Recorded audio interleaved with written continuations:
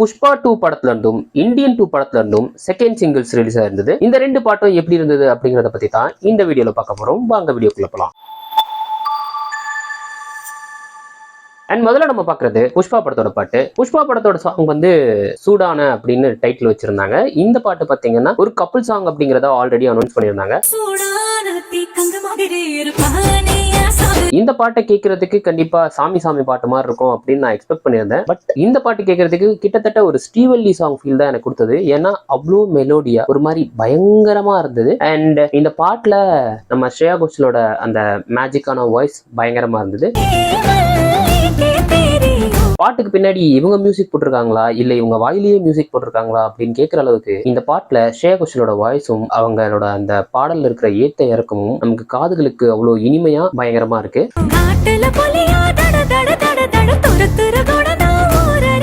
ஒரு விஷயம் சொல்வேன், இது ஒருவேளை சாமி பாட்டோட அந்த ட்ராக்கை ரீப்ளேஸ் பண்ற இந்த படத்துல அந்த சாங்கா இருந்ததுன்னா உண்மையாலுமே அந்த சாமி சாங் சூப்பரா இருந்ததுன்னு நான் சொல்வேன். ஏன்னு பாத்தீங்கன்னா அந்த பாட்டு பயங்கர சென்சேஷன் ஹிட் ஆச்சு. ரெண்டாவது தமிழ், தெலுங்கு, ஹிந்தின்னு எல்லா வெர்ஷன்லயுமே வேற வேற ஆர்டிஸ்ட் பாடி இருந்தாங்க. ஒவ்வொன்னு கேட்கும் போது ஒவ்வொரு மாதிரி ஃபீல் ஆகும். ஏன்னா ஒவ்வொருத்தரோட வாய்ஸும் ஒவ்வொரு மாதிரி இருக்கும் இல்லையா, அந்த மாதிரி ஃபீலா இருந்தது. பட் இதுல 6 லாங்குவேஜ்லயுமே ஸ்ரேயா கோஷல் தான் பாடிருக்காங்க. ஸ்ரேயா கோஷலோட சாங் நம்ம எந்த வகையிலும் குறை சொல்ல முடியாது. அவங்களோட வாய்ஸ் செம்மையா இருக்கும். அந்த பாட்டு என்டர்லி சூப்பரா இருந்தது. பட் ஃபீல் வைஸ் பாத்தீங்கன்னா இந்த படம் நடக்கிற கதைக்கும் அந்த களத்துக்கும் அந்த மேபி ஃபர்ஸ்ட் பார்ட்ல வந்து அவங்க கொஞ்சம் ஏழ்மையான சூழ்நிலையில காட்டுக்குள்ள வாழ்ற, காட்டுறதோட ஓரத்துல வாழ்ற ஒரு சாதாரண மக்களா இருக்கும்போது ஒரு கிராமிய பாடல் மாதிரி கொடுக்கணும் அப்படிங்கிறதுக்காக அந்த சாமி சாங்க அந்த மாதிரி ஃபோக் வெர்ஷன்ல கொடுத்திருந்தாங்க. இதுல கொஞ்சம் எலைட்டா உள்ள வந்து கொஞ்சம் பணக்காரங்களாகி அந்த மூஞ்சில பணக்காரத்தன்மை வந்ததுக்கு அப்புறம் வர ஒரு பாட்டு அப்படிங்கறதுனால கொஞ்சம் இந்த மாதிரி கொஞ்சம் மெலோடியா கப்புள் சாங் மாதிரி போயிருக்காங்க அப்படிங்கிற மாதிரி தோணுது.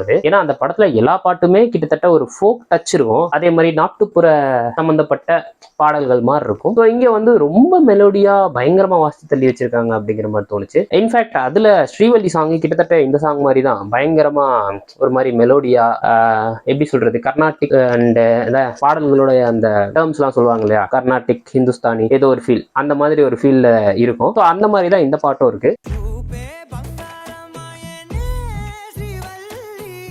அதுல அந்த பாட்டோட பேக்ரவுண்ட்ல வர மியூசிக்கும் சரி பாட்டும் சரி சூப்பரா இருக்கும். அதே மாதிரி தான் இந்த பாட்டுலயும் ஸ்ரேயா கோஷல் வாய்ஸ்ல வர இந்த பாட்டு சூப்பரா இருக்கு. அண்ட் இந்த பாட்டு முழுக்கவே ஒரு மேக்கிங் வீடியோ மாதிரியே விட்டுருக்காங்க. அதாவது மேக்கிங்ல நடந்த ஷார்ட்ஸை மட்டும் வச்சு யூஸ் பண்ணியிருக்காங்க. கண்டிப்பா இந்த பாட்டை விஷுவலா காட்டுறதுக்கு பெருசா பிளான் பண்ணிருக்காங்க அப்படின்னு நினைக்கிறேன். அதனாலதான் ஃபுல் அண்ட் ஃபுல் மேக்கிங் வீடியோவே காட்டியிருக்காங்க. ஏன்னா சாமி சாங்ல வந்து முன்னாடியே ஒரு விஷுவல்ஸ் விட்டுருப்பாங்க. பட் அந்த பாட்டு பயங்கரமா ஹிட் ஆனதுக்கு அப்புறம் தனியா செட் போட்டு அதுக்கு ஒரு விஷுவல்ஸ் எடுத்து அதுக்கப்புறம் அந்த பாட்டோட மேட்ச் பண்ணியிருப்பாங்க. மேபி அப்படியே வச்சிருந்தாங்கன்னா ஆல்ரெடி லிரிக் வீடியோலயே வந்த விஷுவல்ஸ் மட்டும் தான் இருக்கு அப்படிங்கிற மாதிரி இருந்திருக்கும். அதனால என்ன பண்ணிருப்பாங்கன்னா இப்போ விஷுவல்ஸே வேணாண்டா, நீங்க மேக்கிங் மட்டும் பாருங்க, மத்தபடி என்ன காஸ்டியூம் என்ன மாதிரியான செட் அப்படிங்கறது எல்லாத்தையுமே நீங்க படத்துல வந்து பாருங்க அப்படிங்கிற மாதிரி ஃபீல் கொடுக்கணும் அப்படிங்கிறதுக்காக இந்த பாட்டுல முழுக்க மேக்கிங் வீடியோஸ் மட்டும் யூஸ் பண்ணிருக்காங்க. இந்த பாட்டை வந்து நம்ம தேவிஸ்ரீ பிரசாத் தான் கம்போஸ் பண்ணிருக்காரு அப்படிங்கிறது தெரியும். ஸ்ரேயா கோஷல் பாடிருக்காங்க. அண்ட் விவேக் வந்து இந்த பாட்டோட லிரிக்ஸ் எழுதியிருக்காரு. தமிழ்ல ரொம்ப சூப்பரா இருக்கு. அண்ட் ரொம்ப சூப்பரா இருக்கு மீன்ஸ் கேட்கறதுக்கு நல்லா இருக்கு. ஏன்னா இப்ப ரீசெண்டா வர டப்பிங் பாடல்கள் எல்லாம் கேட்டிருப்பீங்க இல்லையா, மடக்கி தட்டு அந்த அளவுக்கு மோசமா இல்ல. ஏன்னா நல்ல ஒரு பாடலாசிரியரை வச்சு எழுதிருக்கிறதுனால இந்த பாட்டு கேட்கறதுக்கு ரொம்ப சூப்பரா இருக்கு. அண்ட் இந்த பாட்டுக்கு வந்து ஊவண்டாவா கொரியோகிராஃப் பண்ண கணேஷ் மாஸ்டர் தான் வந்து கொரியோகிராஃப் பண்றாரு. அண்ட் அடுத்ததான் வந்து இந்தியன் 2ல இருந்து பாட்டு வந்திருந்தது செகண்ட் சிங்கிள். இந்த பாட்டுக்கு வந்து நீலோற்பம் அப்படிங்கிற டைட்டில் வச்சிருக்காங்க. அண்ட் இந்த பாட்டை வந்து தாமரை எழுதிருக்காங்க. இந்த பாட்டையும் கேட்கும் போது பாரா சாங்கா இருக்கட்டும் இந்த சாங்கா இருக்கட்டும் ரெண்டு சாங்குமே கேட்கறதுக்கு கிட்டத்தட்ட அனிருத்தோட ஜோனே இல்ல அப்படிங்கிற மாதிரி தான் இருக்கு. ஏதோ ஒரு ஏஆர் ரஹ்மான் பாட்டு கேட்கிற மாதிரி தான் இருக்கு. என்னன்னே தெரியல. ரீசெண்டா ஏஆர் ரஹ்மான் பாட்டு கேட்டா சந்தோஷ் நாராயண் மியூசிக்ல வந்த பாட்டா இது, இல்லப்பா ஏஆர் ரஹ்மான் அப்படிங்கிறாங்க. அப்புறம் பாரா சாங் கேட்டு இது ஏஆர் ரஹ்மான் மியூசிக்கா அப்படின்னு யோசிச்சா இல்லப்பா இதுக்கு அனிருத் மியூசிக்ல அப்படின்றது மாதிரி தோணுது. ஏன்னா இப்ப இந்த பாட்டுமே கிட்டத்தட்ட ஏஆர் ரஹ்மான் ஜோன்ல தான் இருக்க மாதிரி எனக்கு தோணுது. அனிருத் வந்து அவரோட அவுட் ஆஃப் ஜோன்ல போய் இந்த படத்துக்காக மியூசிக் போடுறாரு அப்படிங்கிற மாதிரி தெரியுது. ஏன்னா இதுக்கு முன்னாடியே சொல்லியிருந்தாரு இந்த பாட்டு அந்த கம்பேரிசன் எல்லாம் உடைச்சு ஒரு மாதிரி நல்லா இருக்கும் அப்படிங்கிற மாதிரி ஆல்ரெடி ஸ்டேஜ்ல பயங்கரமா பேசியிருந்தாரு. அதுக்கேற்ற மாதிரி இந்த பாட்டு எந்த பாட்டையும் தேடி பிடிச்சி கம்பேர் பண்ற அளவுக்கு இல்ல. இந்த பாட்டு அவரோட ஜோன்ல இருந்து வெளில வந்து அவர் வந்து இந்த இந்தியன் 2க்காகவே ஸ்பெசிபிக்கா மியூசிக்கை நல்லா போடுறாரு அப்படிங்கறதே தெரியுது.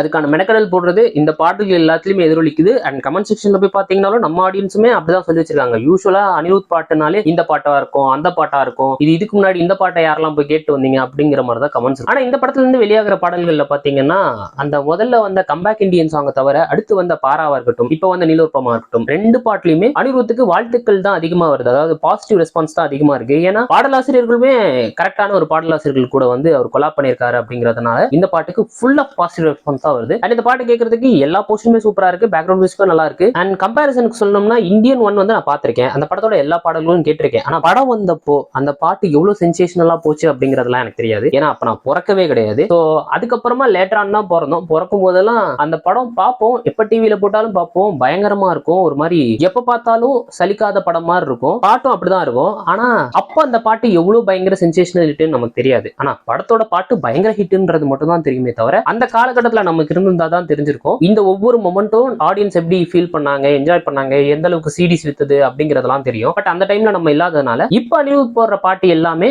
அவரோட கம்ஃபர்ட் ஜோன்ல இருந்து வெளியே வந்து அவர் போடுறது அப்படிங்கிறது தெளிவா தெரியுது. அண்ட் இந்த பாட்டு கேட்கறதுக்கு ரொம்ப ரொம்ப சூப்பரா இருக்கு. இதுதான் என்னோட ஒப்பீனியன். அண்ட் உங்களோட ஒப்பீனியன் கமெண்ட் செக்ஷன் சொல்லுங்க. இது போன்ற வீடியோக்கள் பார்க்கறதுக்கு நம்ம சேனல் மறக்காம சப்ஸ்கிரைப் பண்ணி சப்போர்ட் கொடுங்க. அண்ட் நாளைக்கு பார்க்கலாம்.